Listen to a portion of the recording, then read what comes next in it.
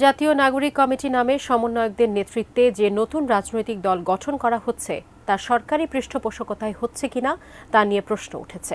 বিশেষ করে রাজনৈতিক দলগুলো নতুন দলকে স্বাগত জানালেও সরকারি পৃষ্ঠপোষকতা আছে কিনা তা নিয়ে সন্দেহ প্রকাশ করছে। বিএনপি নেতারা বলছেন, রাজনৈতিক দল হিসেবে মাঠে নামতেই পারেন ছাত্ররা, তবে তা কি জুলাই অভ্যুত্থানের ফসল অন্তর্বর্তী সরকারকে প্রশ্নবিদ্ধ করবে? আরও জানাচ্ছেন নাজিয়া আফরিন। স্বৈরাচার বিরোধী আন্দোলনে গত ১.৫ দশকে একসাথে রাজপথে ছিল ছাত্র জনতা। জুলাই আগস্টের দুর্বার আন্দোলনে শেখ হাসিনা পালিয়ে যান। ছাত্র জনতার গণদাবিতে গঠিত হয় অন্তর্বর্তী সরকার। এ সরকারে আছেন ছাত্র প্রতিনিধিরাও। আন্দোলনকারী ছাত্রদের ঘনিষ্ঠজনেরা নতুন রাজনৈতিক দল গঠন করতে যাচ্ছে। সারা দেশেই তাদের কমিটি গঠনের কাজ চলছে।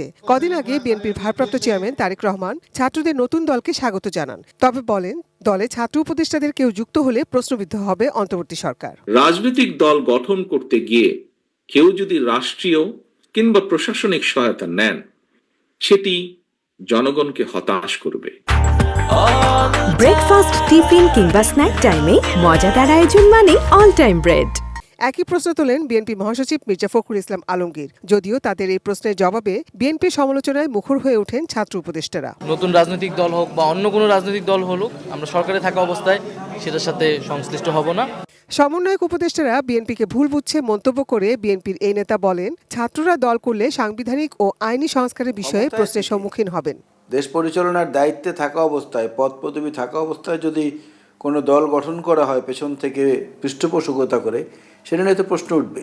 জনগণের মধ্য থেকেই ওনাদের কর্মকাণ্ডটা শুরু করেন এই পৃষ্ঠপোষকতা বাদ দিয়ে, তাহলে তাদেরকে নিয়ে বিতর্ক হওয়ার সুযোগ কম থাকবে। অন্তর্বর্তী সরকারের উপদেষ্টা পদ থেকে পদত্যাগ করে রাজনৈতিক দলে যুক্ত হতে হলে ৩ বছর বিরতির প্রয়োজন। এই নিয়মের ব্যত্যয় ঘটলে বা আইনি সংশোধন করা হলে সেটাও হবে প্রশ্নবিদ্ধ। কেউ যদি সরকারি কর্মকর্তা হিসেবে অবসর গ্রহণ করে অথবা পদত্যাগ করে নির্বাচনে অংশগ্রহণ করতে চায়, তাকে ৩ বছর পরে নির্বাচনে অংশগ্রহণ করতে হবে। আগে সে আইন যদি বদল করা হয় তাহলেও বুঝতে হবে এটা একটা অসৎ উদ্দেশ্য নিয়ে করা হয়েছে।